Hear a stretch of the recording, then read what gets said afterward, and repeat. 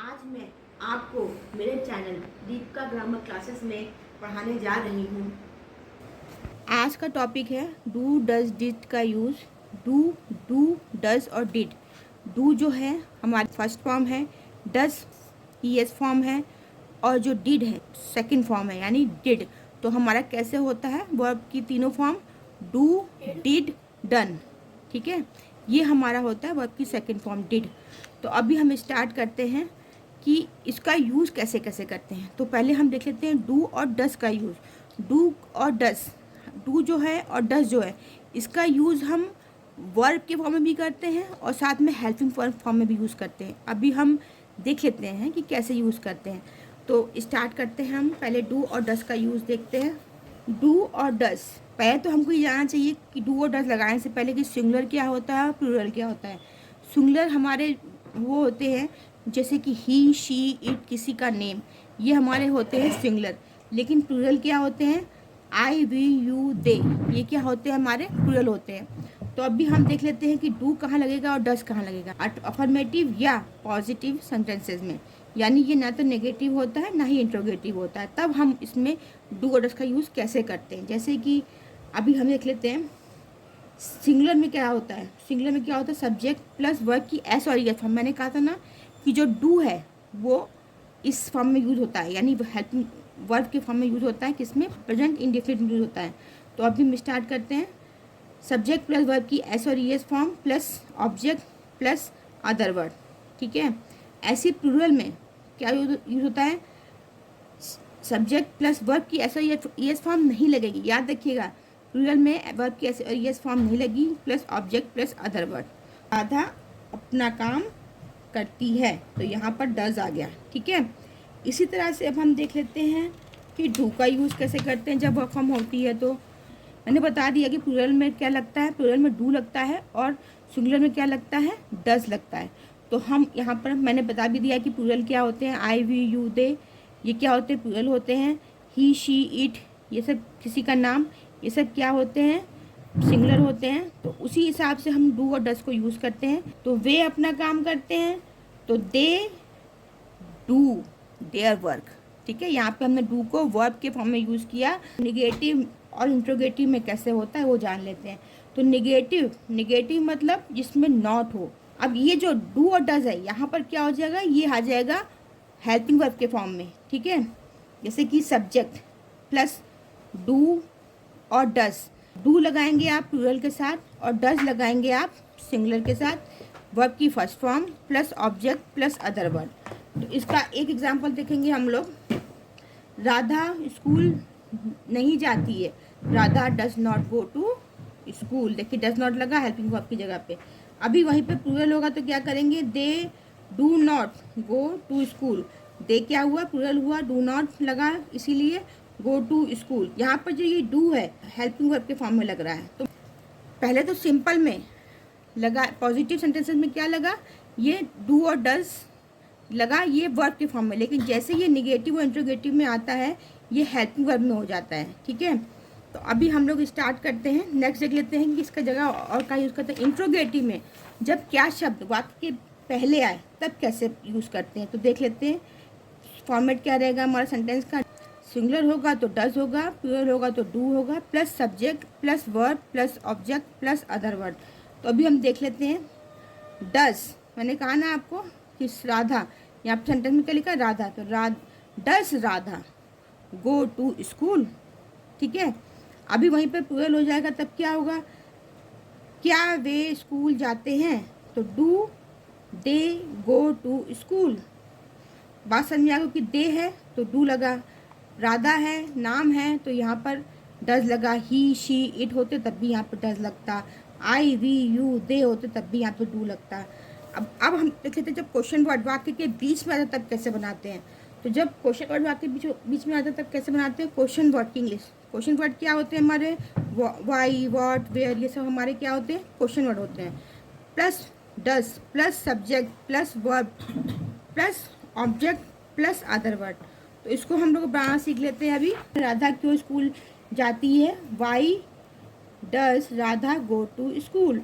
तो वाई जो है वो क्यों की इंग्लिश हो गई, डज हेल्पिंग वर्ब हो गया, साथ में राधा गो टू स्कूल। अभी हम आते हैं पूरे सेंटेंस में क्या होता है, तो वही होगा क्वेश्चन वर्ड की स्पेलिंग वाई, क्यों, वे क्यों स्कूल जाते हैं, तो वाई डू, दे है लगा तो डू लगेगा, दे वर्ब की फर्स्ट फॉर्म प्लस कहाँ जाते हैं, स्कूल जाते हैं, ऑब्जेक्ट हो गया हमारा। इंट्रोगेटिव भी हो प्लस निगेटिव भी हो तब हम क्या करते हैं ये देख लेते हैं हम लोग।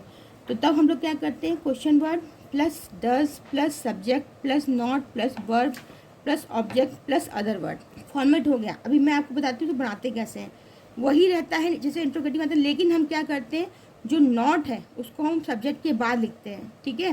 तो why does Radha not go to school, ठीक है। अब प्लूरल में क्या होगा, वे स्कूल क्यों नहीं जाते हैं, तो वाई डू दे नॉट, देखो सब्जेक्ट के बाद नॉट आया, गो टू स्कूल, ठीक है। इस तरह से ये बनते हैं। अभी हम लोगों ने जान लिया कि डू और डस कैसे यूज होता है। मैंने कहा था डिड का यूज़ खाली पास्ट इंडेफिनिट टेंस में ही होता है, इसके अलावा कहीं नहीं होता है, क्योंकि वर्ब की सेकंड फॉर्म हम लोग जो पढ़ेंगे वो सिर्फ पास्ट इंडेफिनिट में ही है, इसके अलावा कहीं भी यूज़ नहीं करते इसको हम। तो अभी हम लोग स्टार्ट करते हैं। देखिए, सब्जेक्ट प्लस वर्ब की second form plus object plus other word. Affirmative sentences मतलब जिसमें नेगेटिव और इंट्रोगेटिव सेंटेंस नहीं होते, जैसे कि तो लर्न लर्न लर्न, ये हमारी जो लर्न है ये हमारी सेकंड फॉर्म है, तो हमने यहाँ पे सेकंड फॉर्म यूज़ किया। ऐसे ही अगर हम यहाँ पे देख लेते हैं, उसने अपना काम किया सेंटेंस होगा तो हम कैसे बनाएंगे, ही डिड हिज वर्क, ठीक है। तो इस तरह से हम इसको डिड को यूज़ करते हैं वर्क के फॉर्म में, ही डिड हिज वर्क। तो इसी तरह से हम लोग अभी आते हैं, देख लेते हैं कि जब डिड को हम हेल्पिंग वर्ब की जगह पे यूज़ करते हैं तो कैसे यूज़ करते हैं वो देख लेते हैं। अब हमने बताया आपको, जब निगेटिव में आते हैं और इंट्रोगेटिव में आते हैं, जो डिड होता है वो हमारा क्या बन जाता है, हेल्पिंग वर्ब बन जाता है। तो जो निगेटिव होता है पास्ट इंडेफिनिट का, उसको हम लोग देख लेते हैं अभी। पास्ट इंडेफिनिट में जब निगेटिव होता है तब हमारा जो डिड होता है हेल्पिंग वर्ब की तरह यूज़ करते हैं उसे, जैसे कि हम लोग देख लेते हैं subject plus did not plus verb की first form plus object plus other word. जो डिड होता है ये अपने आप में वर्ब की सेकंड फॉर्म है, इसीलिए जब भी कभी एक सेंटेंस में एक बार आपने सेकंड फॉर्म यूज़ कर ली है तो उसमें हम वर्ब की सेकंड फॉर्म यूज़ नहीं करते हैं, तो इसीलिए हम यहाँ पे वर्ब की फर्स्ट फॉर्म यूज़ कर रहे हैं, याद रखिएगा आप।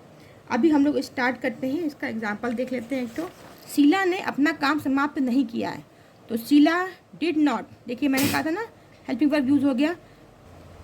पास्ट स्टेटमेंट में ये खासियत बात है कि जब डिड सिंगुलर के साथ भी लगता है और प्लूरल के साथ भी लगता है, इसलिए इसमें आपको कोई भी डाउट नहीं होगा, लेकिन आपको सिंगुलर प्लूरल पता होना चाहिए, इसलिए मैंने बताया आपको, क्योंकि प्रेजेंट इंडेफिनिट में हमको ध्यान रखना पड़ेगा कि सिंगुलर क्या है प्लूरल क्या है।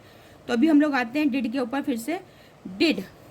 डिड यहाँ पर हेल्पिंग वर्ब की जगह पे यूज हो रहा है, सब्जेक्ट प्लस डिड, और क्योंकि नॉट लगा है तो डिड के बाद नॉट प्लस फिनिश वर्ब की फर्स्ट फॉर्म हर वर्ब, ठीक है। इस तरह से बनता है ये। अब वहीं पर इंट्रोगेटिव होता है तब क्या, जब क्या शब्द वाक्य के पहले आता तब कैसे बनाते हैं, तो देख लेते हैं हम लोग। Did plus subject plus verb की first form plus object plus other word. अब एग्जाम्पल देखते हैं, क्या वह अंधा आदमी कल सोया, तो डिड दैट ब्लाइंड मैन, ठीक है, वह अंधा आदमी स्लीप यस्टरडे, ठीक है। यस्टरडे और टुमारो में ये फ़र्क होता है, टुमारो मतलब होता है आने वाला कल और यस्टरडे मतलब होता है बीता हुआ कल। तो यहाँ पर पास्ट टेंस की बात हो रही है तो यहाँ पर बीता हुआ कल का सेंस निकलेगा, यहाँ में यस्टरडे, ठीक है। तो इस तरह से इसको हम लोग बनाते हैं जब क्या शब्द वाक्य में पहले आता है। हमने आपको एक एग्जाम्पल दिया है इसका, क्योंकि सिंगुलर का, लेकिन अगर प्लूरल भी होता है यहाँ पे तब भी हम डिड लगाते, इसमें कोई भी मतलब डाउट नहीं होना चाहिए आपको, क्योंकि मैंने बता दिया आपको। तो जब क्या शब्द वाक्य के बीच में आता है तब हम कैसे बनाते हैं, तो क्वेश्चन वर्ड की स्पेलिंग पहले लिखते हैं, plus did plus subject plus verb की form plus object plus other word. तो इसको हम देख लेते हैं, ठीक है। तुम यहाँ कब आए थे, when did you come here, ठीक है। व्हेन की इंग्लिश ये हुआ, हेल्पिंग वर्ब डिड यहाँ लगा, यू कम हेयर, ठीक है। अभी हम आते हैं, हम लोग देख लेते हैं, जब सेंटेंस इंट्रोगेटिव और नेगेटिव दोनों होता है तब भी हम लोग डिड का यूज़ करते हैं, जैसे कि देख लेते हैं हम लोग। Question word plus did plus subject plus not plus first form plus object plus other word. इसको हम लोग देख लेते हैं कैसे बनेगा ये। वाई डिड दे नॉट, देखो यहाँ पे लिखा ना, सब्जेक्ट हेल्पिंग वर्ब सेम रहता है, बस क्या होता है जो जैसे हम लोग इंट्रोगेटिव बनाते हैं, जब क्वेश्चन वर्ड बीच में आता है, वाक्य के बीच में आता है, तो हम लोग जैसे बनाते हैं वैसे इसे बनाते हैं। तो अभी हम देख लेते हैं। वाई डिड सेम रहा, सब्जेक्ट लगा, उसके बाद क्या होता है, बस एक डिफरेंस होता है कि इसमें नॉट लग जाता है।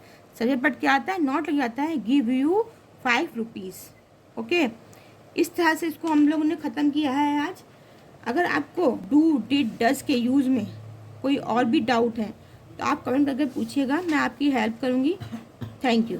आपको मेरी पढ़ाई करके पसंद आया तो आप मेरे चैनल दीप का ग्रामर क्लासेस को लाइक, शेयर, सब्सक्राइब और बेल आइकन को क्लिक करें। इससे क्या होगा कि आपको मेरे जो भी वीडियो हैं फटाफट मिलेंगे और आपके सारे डाउट्स क्लियर होंगे। अगर आप शेयर करेंगे तो आपको जो भी आपके दोस्त हैं उनको भी अच्छी हेल्प मिलेगी। Thank you.